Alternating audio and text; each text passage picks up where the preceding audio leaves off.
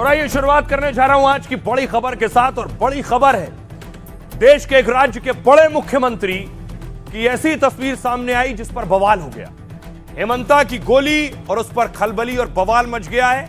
असम के मुख्यमंत्री हेमंता बिस्वा शर्मा की एक तस्वीर ट्वीट की कांग्रेस के सांसद इमरान प्रतापगढ़ी ने।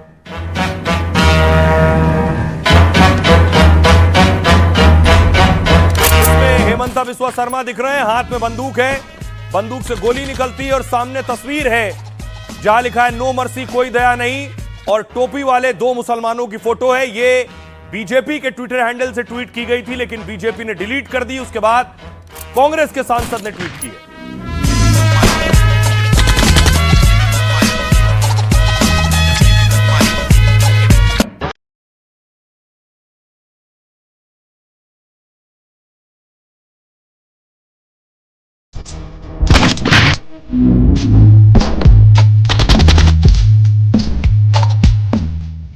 इस वीडियो के बाद बवाल मचा, और बवाल इस कदर मचा कि असम बीजेपी ने जो ट्वीट किया था इस ट्वीट को डिलीट कर दिया। ऊपर लिखा था पॉइंट ब्लैंक शॉट, लेकिन बंदूक से गोली निकल चुकी थी और उसके बाद सियासी बवाल शुरू हुआ।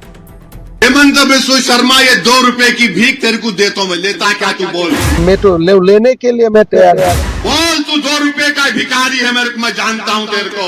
मेरा पास आके वो दे के जाए, मैं ले लूं। डालू तेरा अकाउंट में डाल दूं ये 2 रुपए को। राजा में सला जाए, कहाँ यहाँ हल्ला गुल्ला करते रहते हैं। चीफ मिनिस्टर रहकर कोई इतना गिर सकता है? उनके दिमाग में ट्यूबलाइट। हैदराबाद में बिरयानी खा के कहाँ यहाँ जिंदाबाद मुर्दाबाद करते रहते हो। उनकी सोच छोटी है, वो छोटे दिमाग के आदमी है। एक असामिया का साध है कि मियाँ का साध है, हम लोग कैसे जिंदा रहे? ये व्यक्ति बहुत जल्दी आपको जेल की सलाखों के पीछे मिलेगा। आपके चीफ मिनिस्टर को जेल जाते हुए दिखाएंगे, और इससे उनको ना मोदी बचा पाएगा, ना अमित शाह बचा पाएगा। कमान से निकला तीर और जुबान से निकले शब्द वापस नहीं होते। इसी तरह विवाद की तस्वीर सामने आ जाए तो हंगामा और बवाल नहीं थमता। असम के सीएम का एक वीडियो सामने आया तो ऐसा ही बवाल शुरू हो गया। बीजेपी ने तो फौरन ट्वीट डिलीट कर दिया, लेकिन कांग्रेस और विपक्ष ने तो इसे बुलेट की तरह हथियार बना दिया।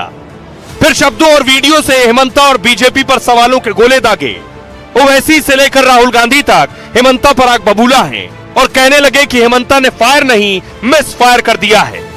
बहुत ही शर्मनाक और घटिया बयान है ये वाला।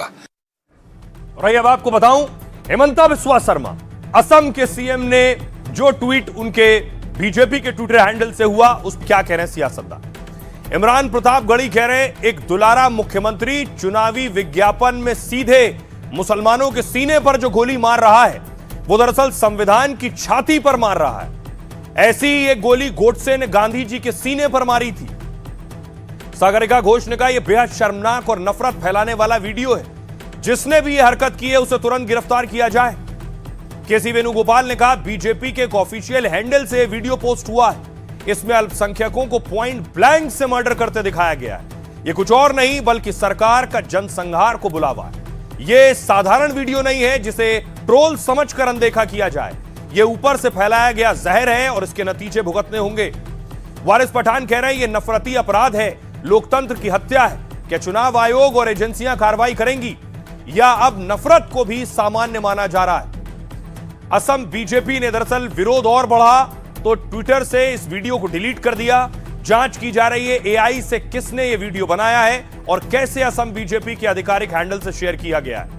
एसटीएसएन सपा के नेता कह रहे हैं यह किसी की निजी जागीर नहीं है, यह देश असम के सीएम हेमंता शर्मा की भी नहीं है। वो मुसलमानों पर राइफल तान कर गोली चला रहे हैं, यह बहुत ही घटिया काम है, 2 कौड़ी के भी लायक नहीं है। महुआ मोइत्रा कह रही है सुप्रीम कोर्ट, सीजीआई और सभी जज इस वीडियो को देखें। हेट स्पीच पर स्वतः संज्ञान लेकर एफआईआर का आदेश है। इन महाशय को और क्या करना होगा जिस पर आप एक्शन लेंगे। इसके बाद देखिए सियासी हंगामा और बवाल मचा है, क्या कह रहे हैं। बहुत ही शर्मनाक और घटिया बयान है ये। एक इतने बड़े मुख्यमंत्री संविधान की शपथ लेकर जो कुर्सी पर बैठे इस तरह की बयानबाजी करना शोभा नहीं देता। क्या ये हेट स्पीच नहीं है? क्या कानूनी कार्रवाई हुई उनके खिलाफ? जो ज्यादा मुसलमानों को गाली देगा वो बड़ा हिंदुइज्म का चैंपियन समझ में आ जाता है लोगों को। लेकिन इस तरह से आपको नफरत फैलाने की इजाजत किसने दिया? वो जो कर रहे हैं कि वो एक राइफल से मुसलमानों की तरफ निशाना साध रहे हैं और गोली चला रहे हैं, जो आसाम की बीजेपी ने ट्वीट करा है और जीरो टॉलरेंस करके करा है कि मुसलमानों को गोली मारेंगे। मुसलमान इस देश का नागरिक नहीं है। ये देश हेमंत विश्वकर्मा की या आसाम उनकी जागीर नहीं है। ये देश सबका है। तो वो पूरे असम के मुख्यमंत्री है, ना कि किसी वर्ग विशेष के मुख्यमंत्री है। लेकिन जिस प्रकार मुस्लिमों को वो टारगेट कर रहे हैं, जिस प्रकार अन्य लोगों को टारगेट कर रहे हैं, जिस प्रकार सोशल फैब्रिक का वो तोड़ रहे हैं, मैं समझता हूं कि चुनाव आयोग को और सुप्रीम कोर्ट को संज्ञान लेनी चाहिए। उसका मतलब क्या है कि जाके मुसलमानों को मारो? वही बोल रहे हैं हिंदुस्तान का एक मुख्यमंत्री। मैं शॉक थी जब मैं वीडियो देखा। उसका मतलब है it is a call for the genocide of Muslims. और हमारा जो न्यायपालिका है वो क्या कर रही है? उन्होंने किसी मुसलमान के ऊपर ये गोली नहीं चलाई, बल्कि वो संविधान के ऊपर गोली चला रहे हैं, लोकतांत्रिक ढांचे पर गोली चला रहे हैं, जमहूरी निजाम के ऊपर गोली चला रहे हैं, और उन्होंने इंसानियत को शर्मसार कर दिया। और सिर्फ इस पे नहीं, ओवैसी और हेमंता 2 रुपए पर भिड़ गए। ये आपको याद होगा, जैसे ही एसआईआर शुरुआत हुई उस दौरान कई शहरों से तस्वीरें आई थी घुसपैठियों के भागने की। अलग अलग जगहों से इस तरह की तस्वीरें आई कि घुसपैठिया भागने शुरू हो गए। और ये कहा जाता है कि असम में घुसपैठियों की संख्या अच्छी खासी है। हेमंता उन्हें टारगेट करते रहते हैं। इसी तरह तस्वीर में आपको दिखाऊं कि हेमंता बिस्वा शर्मा जो एक बयान दिया था उन्होंने घुसपैठियों को लेकर, उस पर ओवैसी ने हमला किया। सुनिए। जेनेके पारे मिया कष्ट दियक ना, আপুনিও दियक ना। रिक्शात उठिले 5 टका भाड़ा होले 4 टका दी দিব। अगर भैया रिक्शा के लिए 5 रुपए मांगे तो उसे 4 रुपए ही दे दो। ऐसे छोटे छोटे काम से परेशानी होगी तभी वो राज्य छोड़ेंगे। हेमंत बिस्वा शर्मा, ये 2 रुपए की भीख तेरे को देता हूं मैं, लेता क्या तू? बोल तू 2 रुपए का भिखारी है। मेरे को, मैं जानता हूं तेरे को। तू सिर्फ इतना कम आदमी है, इतना छोटा आदमी है, कहां लेता? बोल, देता हूं आके तेरे को, डालूं तेरा अकाउंट में, डाल दूं ये 2 रुपये को। अब देखिए जरा ये लड़ाई शुरू कैसे हुई, आखिर मुख्यमंत्री ने ऐसा क्या कहा था? हेमंता बिस्वा शर्मा ने कहा था सीएम ने, जब तक सत्ता में हूं मियां लोगों को मुसीबतों का सामना करना पड़ेगा। जब हम उनके लिए मुश्किलें खड़ी करेंगे तभी वो राज्य छोड़ेंगे। मियां अवैध बांग्लादेशी हैं, उन्हें असम में काम नहीं करने देना चाहिए। अगर कोई मियां समुदाय का ऑटो वाला 5 रुपए किराया मांगे तो उसे 4 रुपए देना चाहिए। परेशान होंगे तभी तो असम छोड़ेंगे। इस पर ओवैसी ने कहा असम के सीएम हेमंता को 2 रुपए का भिखारी। कहा असम के सीएम मियां मुसलमानों पर कह रहे हैं कि वो अगर 5 रुपए का ऑटो का किराया मांगते हैं तो उन्हें 5 रुपए मत दो, 4 रुपए दो और परेशान करो। संविधान सबको बराबरी का हक देता है। पीएम सीएम किसी के साथ भेदभाव नहीं होना चाहिए। लेकिन हेमंता कहते हैं कि मियां मुस्लिमों के साथ ऐसा करेंगे, वोट देने बांग्लादेश चले जाएं। आप क्या करना चाहते हैं? हेमंता, मैं तुम्हें जानता हूं कि तुम कितने छोटे आदमी हो।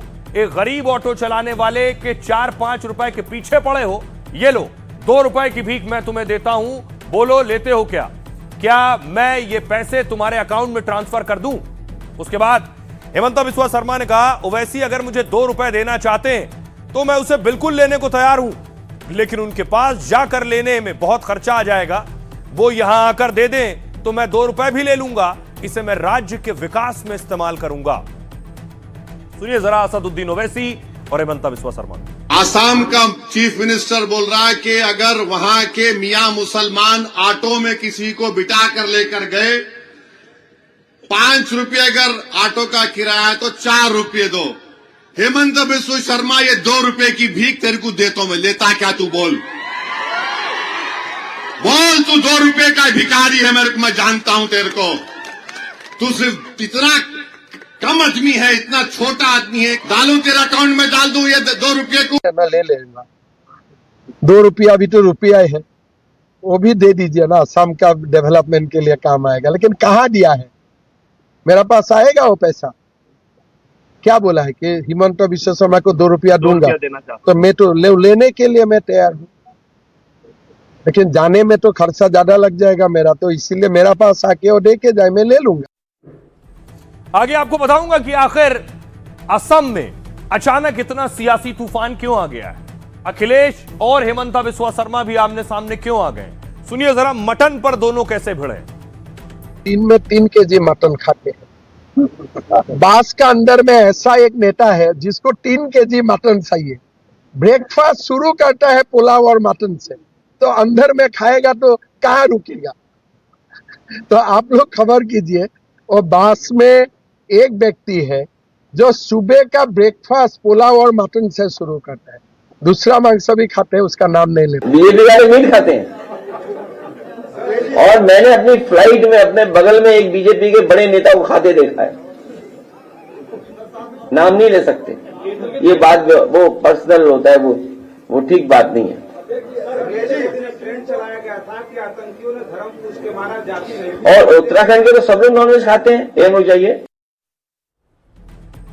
अब देखिए जरा, असम में अभी सियासी तूफान और आना बाकी है। न सिर्फ हेमंता बिस्वा शर्मा, आज असम के सीएम ने एक और बड़ी प्रेस कॉन्फ्रेंस की और कांग्रेस के बड़े नेता पर, राहुल गांधी के करीबी नेता पर बड़े इल्जाम लगाए। लीड इंडियार हेड स्टेटमेंट दिए as she was paid by Pakistan, lead Pakistan. Himanta Biswa Sarma ने आरोप लगाया कि राहुल गांधी के करीबी गौरव गोगोई की जो पत्नी है, उनकी आईएसआई के साथ लिंक है, पाकिस्तानी आईएसआई के साथ। गौरव गोगोई की पत्नी एलिजाबेथ को आप देख रहे हैं। हेमंता बिस्वा शर्मा ने बाकायदा इसके लिए एसआईटी बनाई और गृह मंत्रालय को भेज दिया है आगे की इंक्वायरी के लिए। और हेमंता बिस्वा शर्मा ने एक तस्वीर भी जारी की है उस शख्स की जिसके आईएसआई के साथ संबंध है, और उनका दावा है, ये देख रहे हैं, जिसका नाम अली तौकीर शेख है। ये अली तौकीर शेख गौरव गोगोई की पत्नी एलिजाबेथ का करीबी है, ये दावा कर रहे हैं असम के सीएम। अब देखिए क्या कह रहे हैं इस पर। आज सीएम ने पीसी की, उन्होंने कहा गौरव गोगोई 2013 में गुपचुप तरीके से पाकिस्तान गए थे, इसकी जानकारी भारतीय अधिकारियों को नहीं दी गई थी। उस समय वो असम के सीएम के आवास में रह रहे थे। हो सकता है पाकिस्तान में उन्होंने कोई खास ट्रेनिंग ली हो। पाक से लौटकर संसद में रक्षा उपकरण और परमाणु पर सवाल किए उन्होंने। गौरव गोगोई की ब्रिटिश पत्नी एलिजाबेथ पर भी गंभीर आरोप लगाए। कहा एलिजाबेथ देश से जुड़ी अहम जानकारियां पाकिस्तान भेजती हैं। वो भारतीय संस्थाओं में काम करते हुए 9 बार पाकिस्तान गई हैं। वो सिर्फ अटारी बॉर्डर से पाकिस्तान जाती थी, कभी फ्लाइट से नहीं गई हैं। पाक नागरिक अली तौकीर के साथ वो देश विरोधी साजिश में जुड़ी। गौरव गोगोई खुद पाकिस्तानी एजेंट हैं और वो साजिश में जुड़े। अरेस्ट करेंगे तो राजनीति होगी, इसलिए केस गृह मंत्रालय को भेज रहे हैं। इस पर गौरव गोगोई ने कहा सीएम शर्मा के आरोप बेहद बेतुके और पूरी तरह झूठे। उनकी प्रेस कॉन्फ्रेंस सी ग्रेड फिल्मों से भी बेकार थी। अगर सबूत थे तो सीएम 6 महीने से हाथ पर हाथ धरे क्यों बैठे रहे। चुनाव नजदीक है तो जनता का ध्यान भटकाने के लिए ड्रामा कर रहे हैं। पत्रकारों का सदी की सबसे फ्लॉप प्रेस कॉन्फ्रेंस झेलनी पड़ी। काल्पनिक कहानियों के बजाय वो जमीन पर जवाब दें जो असम में अवैध तरीके से 4000 एकड़ की जमीन कब्जाई गई है। सत्ता में आए तो इस जमीन को गरीबों और भूमिहीनों को बांट देंगे। सुनिए जरा क्या कह रहे हैं हेमंता बिस्वा शर्मा, गौरव गोगोई और दूसरे सियासतदान। मैं तो ये बोलना चाहता हूं गौरव गोगोई को, भाई प्रेस कॉन्फ्रेंस करके बोल दो कि सीएम जुद है। आई विल बी द हैप्पीएस्ट। किस लिए? मैं नहीं चाहता हूं मेरा एमपी कोई एमपी कॉम्प्रोमाइज रहे। डिनाई कर दे मैं पाकिस्तान नहीं गए थे, डिनाई कर दे मेरा बीबी पाकिस्तान में नहीं काम करते थे, डिनाई कर दे मेरा बीबी भारत से तनख्वाह, पाकिस्तान से तनख्वाह आते थे, मेरा बीबी सैलरी लेते थे। एक बार डिनाई कर देना, I will be the happiest. CM Himanta ने अपनी प्रेस कॉन्फ्रेंस में जो बातें कही हैं वो पूरी तरह बेतुकी और झूठ का पुलिंदा थी। सीएम का पूरा कार्यक्रम एक सुपर फ्लॉप शो साबित हुआ। दिल्ली से आए पत्रकार भी सीएम की बात समझ नहीं पा रहे थे। चुनाव नजदीक है इसलिए सीएम अचानक जगे हैं।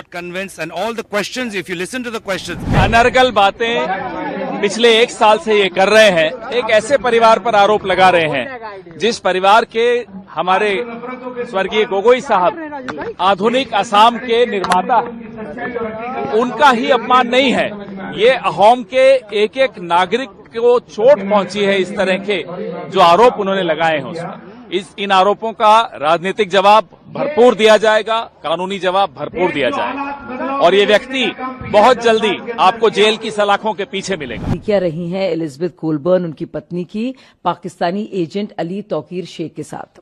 और ये बहुत ही चौंकाने वाला तथ्य है जो सामने आ रहा है कि अली तौकीर शेख 2010 से 2013 के बीच 13 बार भारत आए हैं। जिस तरीके के एलिगेशंस उन्होंने लगाए हैं वो बहुत सीरियस एलिगेशंस हैं, क्योंकि इससे पूरी कांग्रेस पार्टी के ऊपर असर पड़ेगा और अगर ये गलत एलिगेशन है तो उनके खिलाफ मुकदमा करना चाहिए। अब देखिए असम में बवाल क्यों हो रहा है। बवाल होने के पीछे बड़ी वजह है तनाव, और बवाल तब होता है जिसका सीधा कनेक्शन चुनाव से होता है। असम में चुनाव है, दरअसल असम में अगले 2-3 महीने में चुनाव होने वाले हैं। 10 फरवरी को अंतिम मतदाता सूची आने वाली है और इसके बाद चुनाव आयोग राज्य का दौरा कर सकता है। चुनाव तैयारियों को परखने के लिए चुनाव आयोग की टीम जाएगी और फिर मार्च के पहले हफ्ते में तारीखों का ऐलान संभव है। बंगाल, केरल, तमिलनाडु के साथ असम में चुनाव संभव है। 5 साल पहले 2021 में इन राज्यों में एक साथ चुनाव हुए। 2021 में असम में 3 चरणों में विधानसभा चुनाव हुए थे। 126 सीट है और उसमें से 75 सीट एनडीए को मिली, बहुमत मिला। कांग्रेस गठबंधन को 50 सीटें मिली थीं। इस बार भी मुख्य लड़ाई बीजेपी और कांग्रेस के बीच है। चुनाव से पहले पीएम मोदी लगातार असम के दौरे कर रहे हैं। दूसरी ओर अब राहुल गांधी ने भी कांग्रेस का प्रचार तेज कर दिया है। वैसे असम में बीजेपी का चेहरा सीएम हेमंता बिस्वा शर्मा ही है, जबकि कांग्रेस की ओर से सबसे बड़ा फेस गौरव गोगोई। जानकार बता रहे हैं कि चुनाव के चलते भी दोनों में जंग तेज हो गई है और इसी वजह से पुराने केस और आरोपों की लड़ाई गंभीर हो रही है। सुनिए जरा इस पर सियासतदानों। मुख्यमंत्री वहां का है वो पूरी तरीके से नकारा साबित हो चुका है और वो जब मामला इनके गद्दी फंसती है तो इनको हिंदू और मुसलमान दिखाई देता है, इनको पाकिस्तान अफगानिस्तान दिखाई देता है और इनको लव जिहाद दिखाई देगा और वोट जिहाद दिखाई देगा, क्योंकि अब जा रहे हैं ना, जनता ने मन बना लिया। अगर देशद्रोही किसी काम में इन्वॉल्व है तो अमित शाह के सामने बैठ के गौरव गोगोई पार्लियामेंट में बराबर भाषण देते हैं, तो होम मिनिस्ट्री को इसको संज्ञान में लेके इस पे वहां केस होना चाहिए था। लेकिन पता नहीं हेमंत बिश्वा शर्मा साहब को एसआईटी यहाँ गठन किया, फिर इन्वेस्टिगेशन कराया, अब फिर जाके क्या हो गया, टाई फिश। बड़े बेशरम लोग हैं और इनकी गिद्ध नजर है। केवल चुनाव, कुछ भी करना पड़े, जांच करा के अभी देख लें, लेकिन उस मुद्दे को बार बार उठाएंगे ताकि जो इनकी असफलता है, विकास नहीं कर पाए, रोजगार नहीं दे पाए, वो छुप जाए। क्रिकेट के मैदान से आईसीसी का एक्शन, क्या पलट जाएगा पाकिस्तान? पाकिस्तान में हलचल है। छोटा पाकिस्तान, वो बेकार पाकिस्तान की टीम आके बोल रही कि इंडिया से नहीं खेलेंगे। अबे तुम बोलना था, चल आना नहीं, भाग नहीं खेलना है तो कैसा आता है यहाँ पे? रही अब आपको बताऊं, क्या पाकिस्तान वाकई खेलने के लिए मान जाएगा? असदुद्दीन कह रहे हैं जब वो नहीं खेल रहा है तो हमें खेलने की क्यों परवाह होनी चाहिए। 15 फरवरी को भारत पाक मैच पर सस्पेंस जारी है। पाकिस्तान के खिलाफ आईसीसी ने सख्त तेवर दिखाए। आईसीसी ने पीसीबी को कानूनी कार्रवाई की चेतावनी दी। आईसीसी पाकिस्तान का सालाना राजस्व का हिस्सा रोक सकती है। करीब 317 करोड़ रुपए का फंड पाक का रोका जा सकता है। प्रसारकों के इस रकम से भुगतान किया जा सकता है। पाकिस्तान को प्रतिबंधों का भी सामना करना पड़ सकता है। साथ ही प्रसारकों की ओर से मुकदमा भी झेलना पड़ सकता है। आईसीसी के सख्त तेवर के बाद पाकिस्तान ने एक दांव खेल दिया। देखिए दिलचस्प दांव है। आईसीसी को पत्र लिखा और कहा कि असाधारण परिस्थितियों का हवाला दिया। पीसीबी ने सरकार का फैसला बताकर पल्ला झाड़ने की कोशिश की। इस पर आईसीसी ने फिर पीसीबी से कड़े सवाल पूछे। असाधारण परिस्थितियों के तर्क को आईसीसी ने खारिज कर दिया। नियम के अनुसार प्राकृतिक आपदा, युद्ध या सरकारी आदेश की स्थिति में कोई बोर्ड कॉन्ट्रैक्ट की जिम्मेदारियों से हट सकता है, लेकिन पाक के लिए भारत से मैच खेलने में ऐसी कोई दिक्कत नहीं है। पाकिस्तान की टीम को विश्व कप खेलने से नहीं रोका गया है। भारत के खिलाफ पाक का मैच न्यूट्रल ग्राउंड कोलंबो में हो रहा है। कोलंबो में सुरक्षा या ऐसी कोई वजह नहीं कि पाकिस्तान न खेल सके। आईसीसी के सख्त तेवर के बाद पीसीबी ने बातचीत के लिए आईसीसी से संपर्क किया है। कड़े एक्शन के डर से पाकिस्तान फिर से पलटी मार सकता है। आईसीसी के एक्शन के डर से मामले को उलझाए रखना चाहता है पाकिस्तान। सुनिए जरा, तो क्या पाकिस्तान यू टर्न लेगा? आईसीसी के सख्त तेवर के बाद पाकिस्तान बैकफुट पर है। लाहौर में आईसीसी के 2 प्रतिनिधि पहुंच चुके हैं। उनकी पीसीबी अधिकारियों के साथ चर्चा हो रही है। 15 फरवरी को भारत पाक मैच को लेकर बातचीत हो रही है। पीसीबी के बुलावे पर लाहौर में यह बैठक हो रही है। बांग्लादेश क्रिकेट बोर्ड अध्यक्ष अमीनुल इस्लाम भी पाक दौरे पर है। लाहौर में इस्लाम ने पीसीबी चेयरमैन मोहसिन नकवी से मुलाकात की है और आईसीसी के साथ बैठक में भी पीसीबी अध्यक्ष शामिल हो रहे हैं, यानी बांग्लादेश क्रिकेट बोर्ड के अध्यक्ष। बांग्लादेश के इस बैठक में शामिल होने पर सवाल उठ रहे हैं कि वो पहले ही बाहर हो चुका है, उसका बैठक में क्या काम। माना जा रहा है कि अगर पीसीबी यानी पाकिस्तान क्रिकेट बोर्ड मैच खेलने इसके लिए मान जाता है तो वो बांग्लादेश क्रिकेट बोर्ड को भी आर्थिक फायदा करवा सकता है। इस बीच श्रीलंका क्रिकेट बोर्ड ने भी पीसीबी को पत्र लिख दिया है। पाकिस्तान के खराब हालात में श्रीलंका के पाक दौरे का जिक्र है। साथ ही पाकिस्तान के मैच न खेलने से श्रीलंका को भी नुकसान होने वाला है, क्योंकि भारत पाकिस्तान का मैच कोलंबो में होना था। इसके बाद पाकिस्तान पर मैच खेलने का चौतरफा दबाव बन गया है। तो सूर्या कह रहे हैं हम तो जा रहे हैं कोलंबो, बाकी लोग देख लें। और अब वो आ गए हैं जो विजेता रहे हैं। अंडर विश्व कप की विजेता टीम आज मुंबई एयरपोर्ट पर पहुंची और उनका भव्य स्वागत हुआ।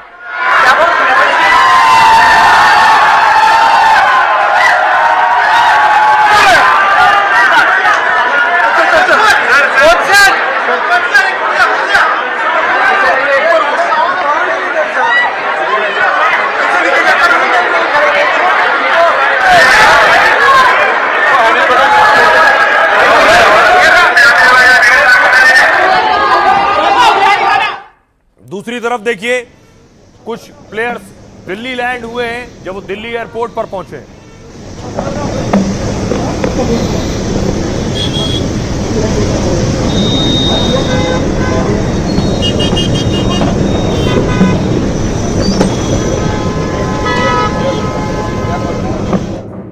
अब सवाल ये है, अंडर 19 में वैभव सूर्यवंशी ने शानदार खेला है, लेकिन अब ये दोबारा मैच नहीं खेल सकते क्योंकि आईसीसी का रूल है ये दोबारा अंडर 19 वर्ल्ड कप नहीं खेल सकते। लेकिन अंडर 19 खेलने वाले और शानदार खेलने वालों का होता क्या है करियर में, देखिए आपके सामने कुछ आंकड़े हैं। जैसे अंडर 19 से टीम इंडिया के जो चैंपियन है वो कौन है? युवराज सिंह साल 2000 में अंडर 19 खेले और उसी साल टीम में जगह मिल गई टीम इंडिया में उन्हें। मोहम्मद कैफ 2000 में अंडर 19 खेले, साल भर में टीम इंडिया में जगह बना ली अपनी। विराट कोहली 2008 में अंडर 19 वर्ल्ड कप, उसी साल टीम इंडिया में इन्हें भी जगह मिल गई। इसके अलावा एक और नाम रविंद्र जडेजा, 2008 में अंडर 19 वर्ल्ड कप, 2009 में टीम इंडिया में जगह। साथ ही पृथ्वी शॉ 2008 में अंडर 19 वर्ल्ड कप और साल भर में इनको भी टीम इंडिया में एंट्री मिल गई। शुभमन गिल 2018 में अंडर 19 वर्ल्ड कप, 2019 में टीम इंडिया में एंट्री। अभिषेक शर्मा 2018 में अंडर 19 वर्ल्ड कप, 2024 में टीम इंडिया में जगह बन गई। अर्शदीप सिंह 2018 में अंडर 19 वर्ल्ड कप खेला, 2022 में टीम इंडिया में जगह बन गई। ऐसा ही माना जा रहा है कि वैभव सूर्यवंशी जिस तरह से खेल रहे हैं, बेशक अंडर 19 आगे ना खेल पाए आईसीसी के रूल की वजह से, लेकिन अब उनके लिए टीम इंडिया में एंट्री आसान हो जाएगी। सुनिए जरा उनके पिता और उनके कोच क्या कह रहे हैं। वैभव के द्वारा जो अद्भुत अविस्मरणीय उत्कृष्ट खेल का प्रदर्शन किया गया वो काबिले तारीफ है। उन्होंने इस सीरीज में 30 छक्के मारकर अंडर 19 वर्ल्ड कप के इतिहास में सबसे ज्यादा छक्के मारने का रिकॉर्ड कायम किया। 80 गेंदों पे 175 रन बनाए हैं, 15 छक्के 15 चौकों की सहायता से। ये एक अद्वितीय परफॉर्मेंस है, अद्भुत प्रतिभा है। बहुत खुशी है कि वैभव बहुत अच्छा खेला। वैभव के साथ सारे लड़कों ने अच्छा खेला, पूरे टूर्नामेंट में सारे बच्चों ने अच्छा खेला। जो वैभव खेला है वो तो हमको लगता है ऐतिहासिक पारी था। ऐसा पारी आज तक का इतिहास में कोई अंडर 19 में न खेला है न कभी खेल पाएगा, और ये भविष्य के लिए बहुत बड़ा एक उदाहरण बनेगा युवाओं के लिए, जो आज की डेट में जो क्रिकेट खेल रहे हैं उनके लिए अंडर 19 में जाके और बेहतर। आज हम लोगों के लिए बहुत ही गर्व का दिन है। वाकई में हम लोग खुश हैं कि इतनी अच्छे प्रदर्शन क्रिकेट में वैभव द्वारा देखने के लिए मिला। उम्मीद करते हैं कि इस टीम जो अंडर 19 में से और आगे प्लेयर्स अभी इंडिया को मेन इंडिया टीम को खेलें। खबरों में आगे बढ़ते हैं। आज की एक और बड़ी खबर है बांग्लादेश से। बांग्लादेश में निशाने पर हिंदू क्यों? बांग्लादेश में दरअसल चुनाव है। बांग्लादेश में चुनाव है और आप देख रहे हैं बांग्लादेश में कैंपेन शुरू हो गया है, प्रचार हो रहा है।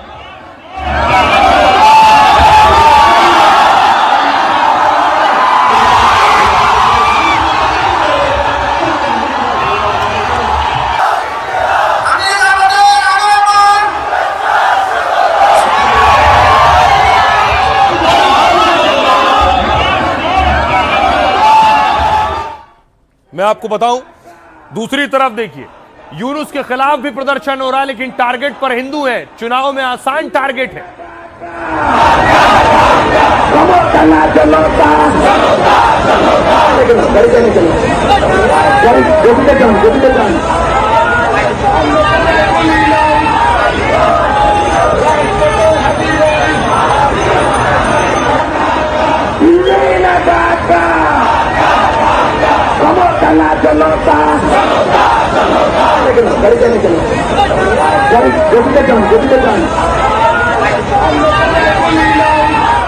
दूसरी तरफ देखिए हुआ क्या, चुनावी माहौल है बांग्लादेश में तो हिंदू निशाने पर हैं।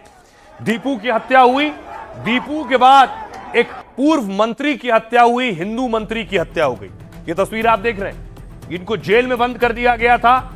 शेख हसीना की सरकार में मंत्री रहे रमेश चंद्र सेन जेल में थे, हाथों में देखिए रस्सियां बंधी हुई हैं और जेल में ही इनकी मौत हो गई। अब सवाल यह है कि रमेश चंद्र कोई हत्या की गई है, बाकायदा साजिश के तहत उन्हें मारा गया है, क्योंकि वो हसीना के नेता थे, हसीना के मंत्री थे और हिंदू नेता भी थे।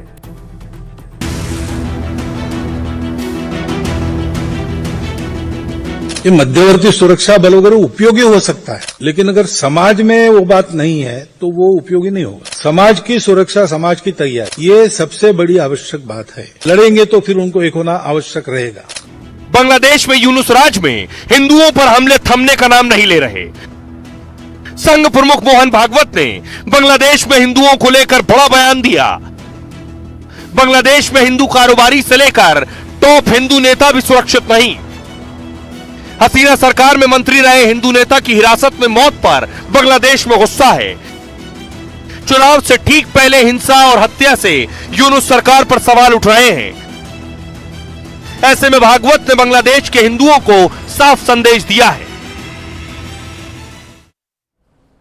अब देखिए जरा क्या हो रहा है बांग्लादेश में, किस हिंदू नेता की हत्या हुई है, जेल में जिन्हें आप। बांग्लादेश में हसीना सरकार के तख्ता पलट के बाद हिंसा लगातार जारी है। चुनाव से ठीक पहले अब भी हत्याएं हो रही। पिछले 50 दिन में करीब 10 हिंदुओं की हत्याएं हुई। पूर्व मंत्री और 5 बार के सांसद भी बांग्लादेश में सुरक्षित नहीं। हसीना के करीबी नेता रमेश चंद्र सेन की हिरासत में मौत हो गई। हसीना सरकार के तख्ता पलट के बाद से वो जेल में बंद थे। रमेश चंद्र को बांग्लादेश में बड़े हिंदू नेता के तौर पर गिना जाता है। अगस्त 2024 में सेन की तस्वीरें वायरल हुई थी। इनमें उनके हाथ में रस्सी बंधी हुई है, हाथों को बांध दिया गया रस्सी से। पुलिस का दावा है बीमारी की वजह से सेन की मौत हुई है। और आपको याद होगा बांग्लादेश की पुलिस इस तरह के दावे दीपू की हत्या से लेकर बाकियों की हत्या पर भी करती रही। अस्पताल में डॉक्टरों ने रमेश चंद्र को मृत घोषित कर दिया। हिरासत में बीमार और मौत का यह 5वां मामला है। आवामी लीग के 5 नेताओं की इस तरह मौत हो चुकी है अब तक। रमेश चंद्र सेन की मौत के बाद यूनुस सरकार भी सवालों में है। बांग्लादेश में सोशल मीडिया पर इसको लेकर सवाल उठ रहे हैं कि आखिर बांग्लादेश में क्या हो रहा है, लेकिन बांग्लादेश में जो हिंदू हैं वो कैसे सुरक्षित रहे, कैसे अपनी आवाज उठाएं, संघ प्रमुख मोहन भागवत ने बताया। सुनिए। बांग्लादेश में अब भी 1.25 करोड़ हिंदू है। उन्होंने तय किया कि हम भागेंगे नहीं, हम वहीं रहेंगे और लड़ेंगे।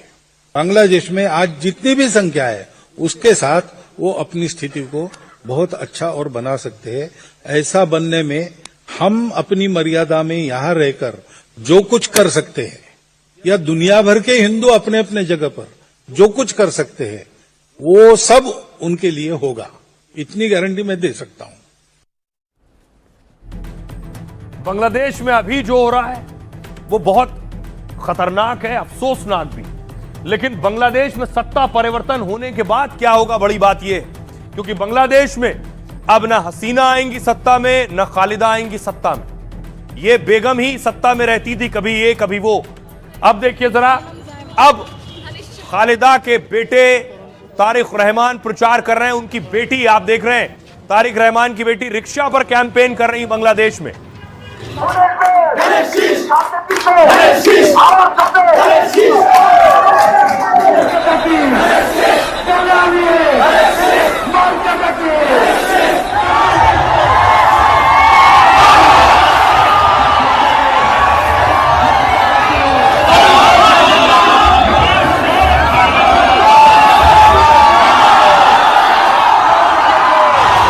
तारिक रहमान इस वक्त आकर्षण का केंद्र है बांग्लादेश में। लंदन रहते थे, लंदन से वापस आए हैं, लेकिन पीएम कौन बनेगा? बांग्लादेश में 12 फरवरी को संसदीय चुनाव होने वाले हैं, 12 तारीख को। 35 साल में पहली बार न शेख हसीना और न खालिदा जिया कोई रेस में नहीं। 1991 से 2024 तक बांग्लादेश में इन दोनों नेताओं का दबदबा रहा है। 2024 में शेख हसीना को आंदोलन के बाद बांग्लादेश छोड़ना पड़ा, तब से शेख हसीना भारत में रह रही हैं। वहीं हाल ही में खालिदा जिया का निधन हो चुका है। शेख हसीना की पार्टी को इस चुनाव के लिए बैन कर दिया गया है। बांग्लादेश के चुनाव पर भारत और पाकिस्तान और चीन की नजर है। यूनुस राज में बांग्लादेश के भारत से संबंध निचले स्तर पर पहुंच गए, जबकि पाकिस्तान चीन के साथ बांग्लादेश के रिश्ते मजबूत हुए। चुनाव नतीजों के बाद साउथ एशिया का पावर बैलेंस बदल सकता है और इस वजह से दुनिया के देशों की इस चुनाव पर नजर है। तारिक रहमान पूर्व पीएम खालिदा के बेटे हैं और पीएम की रेस में आगे हैं। तारिक पूर्व पीएम खालिदा के सुपुत्र हैं। तारिक अभी तक लंदन में रह रहे थे। दरअसल बांग्लादेश में अब तक जितने भी सर्वे आए हैं उनमें बीएनपी को ही बढ़त दिखाई जा रही है, यानी तारिखी पीएम होंगे। अगला नाम है जुबैदा रहमान का। यह है जुबैदा रहमान। तारिक की पत्नी जुबैदा भी पीएम की रेस में शामिल है। कहा जा रहा है कि बीएनपी अगर सत्ता में आती है, किसी कारण तारिक प्रधानमंत्री नहीं बनते, तो जुबैदा को यह कुर्सी मिल सकती है। हसीना के तख्ता पलट के बाद से जुबैदा एक्टिव हो गई। एक और नाम है शफीकुर रहमान का। शेख हसीना के सत्ता से जाने के बाद जमात का उभार हुआ। जमात इस्लामी के शफीकुर रहमान भी रेस में चल रहे हैं। एक और नाम आपने सुना होगा नाहिद इस्लाम का। शेख हसीना के तख्ता पलट में नाहिद इस्लाम की मुख्य भूमिका थी। छात्र नेता नाहिद इस्लाम भी पीएम पद के दावेदार माने जा रहे हैं। सुनिए जरा बांग्लादेश के लोग क्या कह रहे हैं। मैंने अपनी आंखों से अपनी बेटी की मौत नहीं देखी, मोबाइल फोन पर भी मैंने नहीं देखा। जब उन्होंने कहा कि ये उन्होंने फोन पर देखा है तो मेरा सीना फटने लगा। बांग्लादेश में कोई भी सुरक्षित महसूस नहीं कर रहा, हर कोई डरा हुआ है। क्या इस हालात में उनकी भी मौत हो जाएगी? भयावह अवस्था मृत्युवरण करते होबे किना।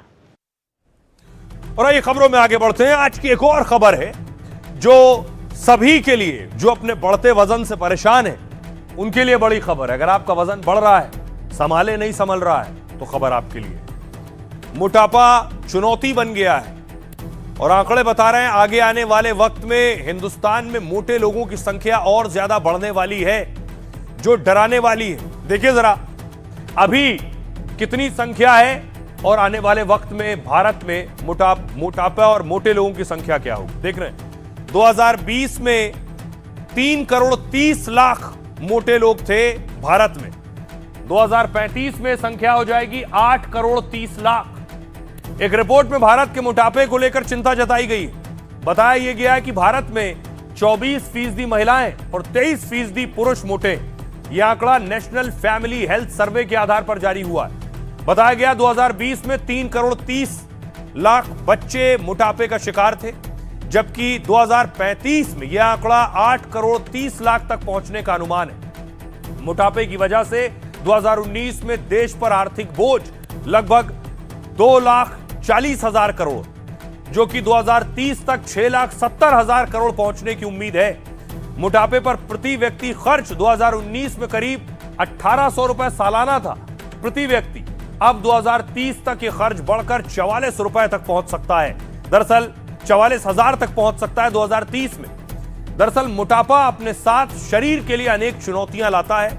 इसकी वजह से डायबिटीज, हृदय रोग और बीपी जैसी बीमारियां बढ़ जाती हैं। इससे कार्य क्षमता कम हो जाती है, दवाओं और इलाज का खर्चा ज्यादा बढ़ जाता है। और आसान शब्दों में मोटापा प्रत्यक्ष रूप से इलाज, दवा का खर्च बढ़ाता है, जबकि अप्रत्यक्ष रूप से कार्यबल पर प्रभाव डालकर देश की जीडीपी को भी प्रभावित करता है।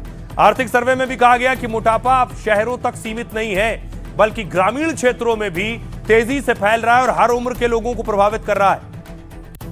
अब आपको बताऊं कि दुनिया के कौन कौन से देश में मोटे लोग ज्यादा हैं और भारत यानी हम उसमें कहां खड़े हैं। आंकड़ा पूरी दुनिया का आपके सामने है। चीन में देखिए जरा, चीन में मोटे लोगों की जो संख्या है वो 40 करोड़ 20 लाख है। चीन के अलावा हिंदुस्तान में, भारत में मोटे लोगों की संख्या 18 करोड़ है। अमेरिका में 17 करोड़ 20 लाख है और ब्राजील में 8 करोड़ 80 लाख है। साथ ही रूस में 7 करोड़ 10 लाख है मोटे लोगों की संख्या और मैक्सिको में 5 करोड़ 80 लाख है। इंडोनेशिया में 5 करोड़ 2 लाख है 20 लाख और इजिप्ट में लगभग 40 करोड़ से ज्यादा है मोटे लोगों की संख्या। अब सवाल यह है, जिस तरह से ग्राफ बढ़ रहा है ये डराने वाला है। सुनिए जरा डॉक्टर्स क्या कह रहे हैं। भारत के अंदर जो मोटापे का पैटर्न है ज्यादातर देखा जाता है कि थिन होते हैं, स्लिम होते हैं, पर उनके एब्डोमिनल फैट काफी ज्यादा होता है, मतलब पेट के अराउंडिंग जो फैट है वो काफी ज्यादा। तो अगर आपके पेट के अराउंडिंग फैट है तो वो भी उतना ही ज्यादा खतरनाक है जितना मोटापा ओवरऑल अगर हम देखते हैं। तो इसमें बहुत जरूरी है कुछ बातों का ध्यान रखना, जो लेबल खास तौर पे जैसे अगर उसमें शुगर है, फैट है, हाई सोडियम है, तो वो रेड कलर में होने चाहिए, बोल्ड, ताकि उसको हम ठीक तरीके से पहचान सके। इसके अलावा अगर हम देखें तो स्कूल हेल्थ प्रोग्राम है, उसके अंदर भी जैसे अभी फिलहाल शुगर बोर्ड की जैसे बात की गई थी, तो इसी तरह की और भी कैंपेन चलानी चाहिए। साथ के साथ लाइफस्टाइल पर बहुत काम करने की जरूरत है, जिसमें फिजिकल एक्टिविटी बहुत ज्यादा जरूरत है। खासतौर पे जो कॉर्पोरेट्स वगैरह है, जिनकी सिटिंग जॉब है, उनको रेगुलर फिजिकल एक्टिविटी किसी भी तरह की करनी ज्यादा जरूरी है। साथ के साथ गवर्नमेंट के स्तर पे हम देखें जैसे फिट इंडिया मूवमेंट है, तो उसका दायरा बढ़ाना होगा। स्कूल के अंदर फिजिकल एजुकेशन को बढ़ावा देना जरूरी है। तो इसलिए अपना ख्याल रखें अगर वजन बढ़ रहा है तो। आज की एक और बड़ी खबर है, आपको बताऊं, मलेशिया से रिश्ते और मजबूत होंगे। प्रधानमंत्री नरेंद्र मोदी 2 दिवसीय मलेशिया दौरे पर थे। यह उनकी तस्वीर है, मलेशिया में उनका ग्रैंड वेलकम हुआ।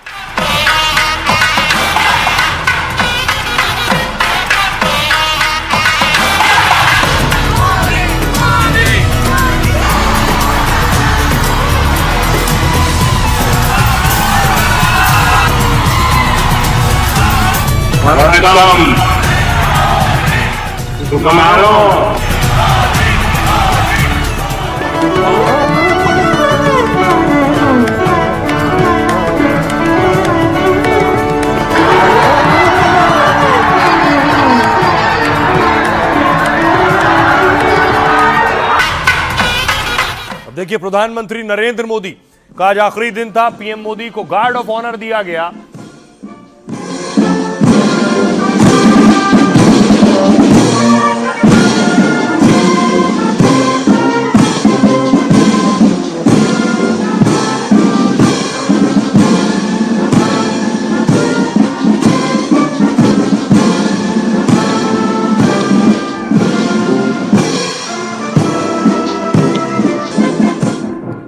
उसके बाद प्रधानमंत्री नरेंद्र मोदी मलेशिया के पीएम अनवर इब्राहिम से मिले और प्रधानमंत्री ने बताया कि भारत और मलेशिया की जो संस्कृति है वो एक दूसरों से मिली हुई है।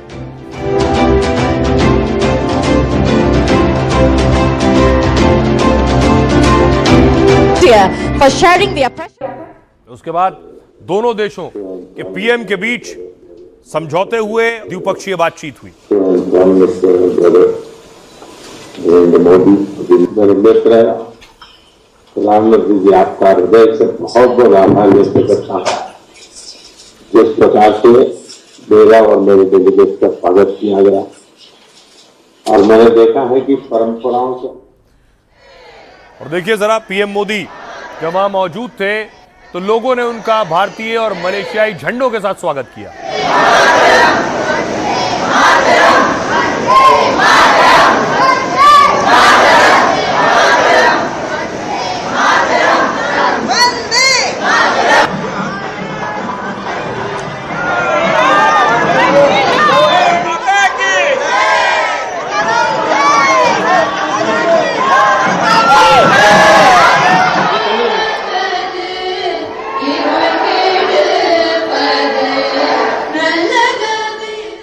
प्रधानमंत्री मोदी 2 दिन के मलेशिया दौरे पर थे। आज कुआलालंपुर के पेरडाना पुत्र में पीएम का जोरदार स्वागत हुआ। उन्हें गार्ड ऑफ ऑनर दिया गया और रेड कारपेट बिछाकर उनकी अगवानी की गई। पीएम का स्वागत कुआलालंपुर के पुत्र जया में स्थित परदाना पुत्र भवन में हुआ, जो मलेशियाई पीएम के दफ्तर के रूप में कार्य करता है। ये जो इमारत आप देख रहे हैं, परदाना पुत्र नाम का मतलब ही है प्रधानमंत्री का भवन। 1997 में इसका निर्माण शुरू हुआ था, जो 1999 में पूरा हुआ। और इस परदाना पुत्र भवन का वास्तु और डिजाइन बेहद खास है। भवन का डिजाइन इस्लामी शैली में किया गया है, जिसमें बड़े गुंबद और ऊंचे मेहराब नजर आते हैं। ये गुंबद मलेशिया की इस्लामी विरासत को दर्शाते हैं और यहीं पर राष्ट्रगान भी हुआ। आपको बताऊं, मलेशिया की कुल आबादी लगभग 3.5 करोड़ है, जिसमें 3 करोड़ 20 लाख मुस्लिम आबादी है। मलेशिया में हिंदू आबादी करीब 6.5% है। मलेशिया में इस्लाम 14वीं-15वीं शताब्दी में पहुंचा है। उससे पहले मलेशिया हिंदू और बौद्ध धर्म के प्रभाव में रहा। मलय भाषा के हजारों शब्द संस्कृत से निकले। 11वीं शताब्दी में बुजांग वैली राजेंद्र चोल के कब्जे में थी। चोलों ने यहां शिव और विष्णु के मंदिर का विस्तार किया। पीएम मोदी ने आईएनए के और इसके संस्थापक सुभाष चंद्र बोस को भी श्रद्धांजलि दी और प्रधानमंत्री ने आईएनए के पुराने सैनिक जयराज राजा राव से मुलाकात की। शनिवार को मलेशियाई पीएम ने खुद पीएम मोदी को एयरपोर्ट पर रिसीव किया था। सुनिए जरा प्रधानमंत्री नरेंद्र मोदी ने मलेशिया में क्या कहा। भारत और मलेशिया के संबंध बहुत विशेष हैं। हम मैरीटाइम नेबर्स हैं। सदियों से हमारे लोगों के बीच गहरे और आत्मीय रिश्ते रहे हैं। आज मलेशिया भारतीय मूल की आबादी वाला दुनिया का दूसरा सबसे बड़ा देश है। हमारी सभ्यताएं, साझा सांस्कृतिक विरासत और लोकतांत्रिक मूल्यों से जुड़ी हुई है।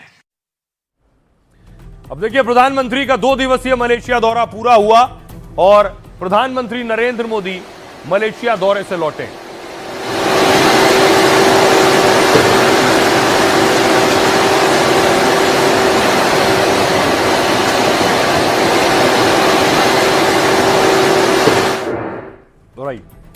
खबरों में आगे बढ़ते हैं। आज की एक और दिल दहला देने वाली खबर है जो राजस्थान से आई। कोटा में मौत की बिल्डिंग, एक इमारत भरभरा कर ताश के पत्तों की तरह गिर गई। कुछ इस तरह की इमारत गिरी और इसमें कई लोग दब गए, कईयों की जान चली गई।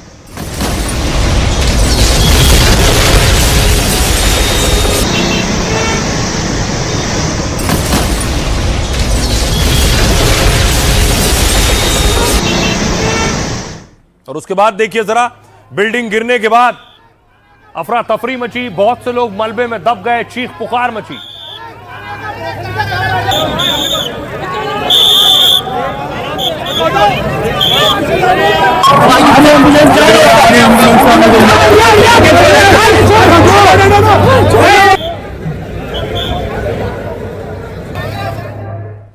तो कई लोगों की जान चली गई है, कई लोग मलबे में दबे हुए हैं, जिन्हें निकालने का भी काम जारी है। कुछ और तस्वीरें आई हैं जो बता रही हैं कि आखिर अभी क्या बहुत से लोग मलबे में दबे हुए हैं। तस्वीरें आपको विचलित भी कर सकती हैं। ठीक है, देखो निकालने कोई पूरी कोशिश कर रहे हैं। ध्यान रखना, अपने धीरे रखना है ना, देखो निकालेंगे 100%। सांस थाम के रखना, तो तेरी है ना 100% जिंदा निकालेंगे, तेरे को टेंशन मत ले, कोई दिक्कत नहीं है ना, थाम के रख। हर तो जिंदा है क्या? तस्वीरें हिला देने वाली, एक शख्स दबा हुआ है, उसे यकीन दिलाया जा रहा है परेशान मत हो, तुम्हें निकाल लेंगे। तो कैसे हुआ यह हादसा? कोटा के तलवंडी में कल देर रात यह हादसा हुआ। करीब रात 9 बजे 3 मंजिला इमारत अचानक गिर गई। बिल्डिंग गिरते ही चीख पुकार और अफरा तफरी मच गई। हालात इतने दर्दनाक थे कि मलबे में दबे लोग चीख रहे थे। मलबे से आवाज आ रही थी कि हमें बचा लो। कहीं मलबे में दबे लोगों का हाथ दिख रहा था तो कहीं पैर नजर आ रहे थे। एक शख्स के तो दोनों ही पैर शरीर से कट कर अलग हो गए। मौके पर जो पहुंचा लोगों को बचाने की कोशिश करने लगा। कुछ देर में एसडीआरएफ और पुलिस की टीमें मौके पर पहुंच गई। इस हादसे में 12 लोग घायल हुए जबकि 2 की मौत हो गई है। हादसे वाली बिल्डिंग में एक नॉनवेज रेस्टोरेंट चल रहा था। सबसे नीचे वाले हिस्से में खाना बनता था और ऊपर के फ्लोर खाली थे। कहा यह जा रहा है कि पड़ोस की इमारत में निर्माण का कार्य चल रहा था, इससे इस बिल्डिंग में काफी कंपन हो रहा था। फिलहाल इस हादसे को लेकर अभी जांच जारी है। सुनिए जरा क्या कह रहे हैं पीड़ितों के परिवार। 1 बजे तक ढूंढा उसको, फिर मैंने सुबह मैं फिर वहीं पे गई मैंने कहा सर मेरा बच्चा यहाँ आया था बिरयानी खाने, मैंने कहा मेरा बच्चा नहीं दिख रहा है साइज इसमें, तो उसने फोटो बताई अखबार में। फिर मैं बच्चों को पहचान गई, मेरा लक्ष्मण यही है मेरा बच्चा। पहले तो पत्थर आए थे, फिर वो एकदम क्या धमाका हुआ लाइट का जैसा, तो मैं तो बग गया था यहाँ से। फिर क्या नाम है, फिर बाद में पता लगा भाई बिल्डिंग साइड की। फिर हम गए सारे को वहाँ पर, फिर उनको निकाला बाहर, जो दब रहे थे। जो मकान का काम चल रहा था पहली साइड से, तो उन्होंने सोच समझ के इस बिल्डिंग का देख रेख करके काम करना चाहिए था। 2-3 पत्थर आके मेरी दुकान पे आके गिरे, तो मैंने बाहर आके देखा तो ये बिल्डिंग गिरने वाली थी। मात्र 30 सेकंड का टाइम मिला जिसमें अपनी जान बचा के मैं भागा जितना हो सके। होटल था उसके जस्ट पीछे वाली बिल्डिंग पे काम चल रहा था, उसकी वजह से कंपन की फीलिंग आ रही थी। तो होटल के ओनर ने कहा कि भाई इसको क्या है, तो होटल ओनर बिल्डिंग ओनर ने कहा कि मैंने इसके लिए सिक्योरिटी ले ली है काम कराने की, तो बाकी कोई नुकसान होता है छोटा मोटा तो मैं बाद में करा दूंगा। इस वजह से ओनर ने भी ज्यादा इतना ध्यान नहीं दिया। इस संबंध में सरकार ने संज्ञान लिया है। और आइए खबरों में आगे बढ़ते हैं। आज की एक और बड़ी खबर है जो सेना से जुड़ी है, अग्निवीरों से जुड़ी है। खबर यह है कि शादी की तो नौकरी चली जाएगी। अग्निवीर को लेकर पहले बहुत बवाल हुआ, अब एक नई चीज जो शुरू हुई है कि अग्निवीर जब तक रहेंगे सेवा में तब तक वो शादी नहीं कर सकते। भाई आपको बताऊं कि आखिर क्या है नई गाइडलाइंस और क्या कहती हैं। अग्निवीर भर्ती 2026 में बड़ा बदलाव किया गया है। इस बार आवेदन प्रक्रिया के कुछ नियम बदल दिए गए, साथ ही अनुशासन के नियम भी सख्त कर दिए गए। सबसे चौंकाने वाला नियम वैवाहिक स्थिति को लेकर है। निर्देशों के अनुसार अविवाहित उम्मीदवार ही भर्ती के पात्र होंगे और 4 साल की सेवा में उन्हें शादी की अनुमति नहीं होगी। अगर कोई अभ्यर्थी इस नियम का उल्लंघन करता है या पहले से शादीशुदा पाया जाता है तो उसे तुरंत भर्ती प्रक्रिया से बाहर कर दिया जाएगा। दूसरा सबसे बड़ा बदलाव ट्रेड के चुनाव को लेकर है। अब आवेदन भरते समय ही कार्यक्षेत्र चुनना अनिवार्य होगा। यह बदलाव योग्यता रुचि के अनुसार विभाग चुनने की आजादी देता है। सेना ने अग्निवीर भर्ती 2026-27 के लिए नोटिफिकेशन जारी कर दिया है। इस बार महत्वपूर्ण बदलाव ट्रेड सिलेक्शन मैरिटल स्टेटस को लेकर है। और आइए अब बारी है लाइफ का फंडा की। क्या समय सीमित है, इसे दूसरों के हिसाब से जीने में बर्बाद मत करिए, क्योंकि धन दौलत और शोहरत तो आती जाती रहती, लेकिन जिंदगी और कुछ रिश्ते एक ही बार मिलते हैं। लाइफ का यह अहम फंडा दिया मशहूर कारोबारी स्टीव जॉब्स ने। स्टीव जॉब्स ने ही एप्पल कंपनी खड़ी की, जो दुनिया की सबसे बड़ी कंपनियों में से एक है। जॉब्स एक वक्त दुनिया के सबसे अमीर शख्स थे। तकनीक और सोच से दुनिया को उन्होंने बदल दिया, लेकिन जब वो कैंसर से जूझ रहे थे तो उन्हें एहसास हुआ कि इंसान चाहे कितना कमा ले, जितना चाहे कमा ले, चाहे कितना ही बड़ा आदमी क्यों ना बन जाए और लाखों लोग भले उसकी तारीफ करें, लेकिन मौत के सामने इन सब चीजों का कोई महत्व नहीं।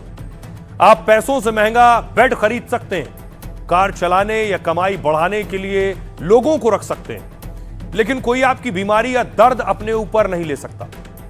तब आपको एहसास होता है कि 100 रुपए की घड़ी हो या 10 लाख रुपए की, दोनों एक ही वक्त बताती हैं। 10 लाख की कार हो या 10 करोड़ की कार, एक ही सड़क पर चलती हैं, लेकिन आप पैसों से दोस्त और रिश्तों को खरीद नहीं सकते। इस तरह जॉब्स ने लाइफ का बड़ा फंडा दिया। जिंदगी में सबसे जरूरी क्या है, यह समझने के लिए मौत का इंतजार मत करिए। आपके परिवार और दोस्त पैसों से ज्यादा कीमती हैं। तो जहां से जो अच्छा हासिल हो उसे अपनाएं, अपनी जिंदगी में उतारिए। अपना और अपनों का बहुत बहुत ख्याल रखिए। रुक रहे हैं एक छोटे से ब्रेक के लिए।